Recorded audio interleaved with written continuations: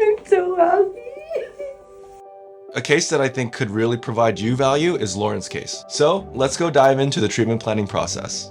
So this is Lauren. When she first came to see me, her biggest complaint was that she was very unhappy with her appearance. She had had implants placed elsewhere. She was hoping that she would be able to get teeth that were more natural and closer to what she had before she lost them. But unfortunately, she didn't get what she hoped for.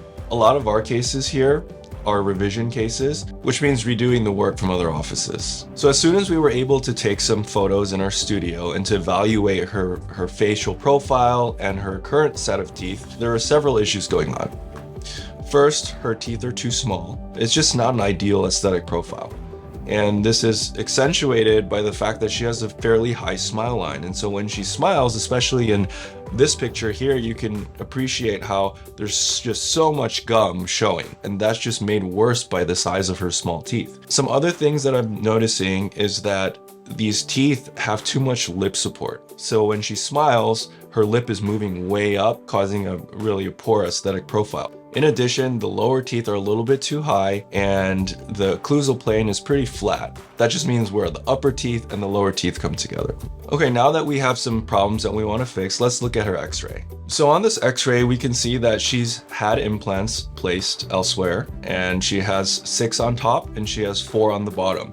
These implants support teeth that actually clip onto these implants and you take them in and out. So they're a step above dentures, but they're not how teeth are intended to be, where they just stay in your mouth and don't come in and out. One of the issues with having implants already placed is if they're not in the proper location, it's really hard to make a second set of teeth that stay in place on those same existing implants. So in this x-ray, the implants appear to be in adequate position for dentures or denture supported implants, but not for teeth that stay in the mouth. So a couple things I'm noticing here. In the lower jaw, I drew out this yellow line and you can see how uneven that surface is. We want to move the lower teeth down, and in order for me to do that, I need to create space. So we need a nice level surface where implants can go in that can support teeth that are lower in her mouth. In addition, these upper implants, they're also too low. And so if we want to make sure that she doesn't show too much gum, we have to really contour the bone in both the upper and lower jaws for us to achieve that. Whenever we do revision cases, it's always more challenging. That's why the optimal thing to do is seek out the right professional and do it right from the beginning. In this case, we had to remove all of her implants because they just were not in the right position. Implants are not like teeth. We can't move them with braces. In order to get them in the right position, they had to be replaced with new additional implants. And so let's take a look at that now. So this is an x-ray taken immediately after her surgery. And you can appreciate here how this bone is nice and level now. The bumps and the hills and the jagged profile that we saw on the previous x-ray. And you can see here that all of her old implants have been removed and we place new implants, but now these implants are in a much nicer position.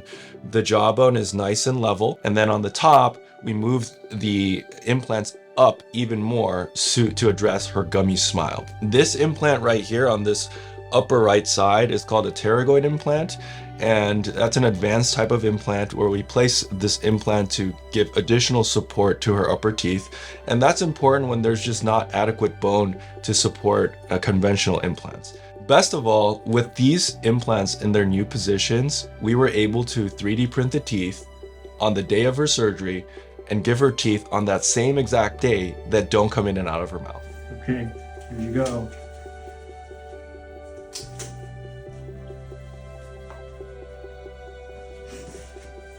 What do you think? I'm so happy.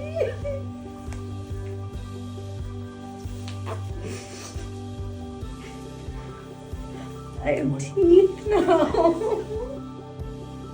So here's a side-by-side picture of before and after. This is how she came to my office. This is after we did her surgery and she got her 3D printed teeth on the same day. So immediately you can see that she looks way more natural. She's just herself. Over here, it almost feels like she's forcing that smile.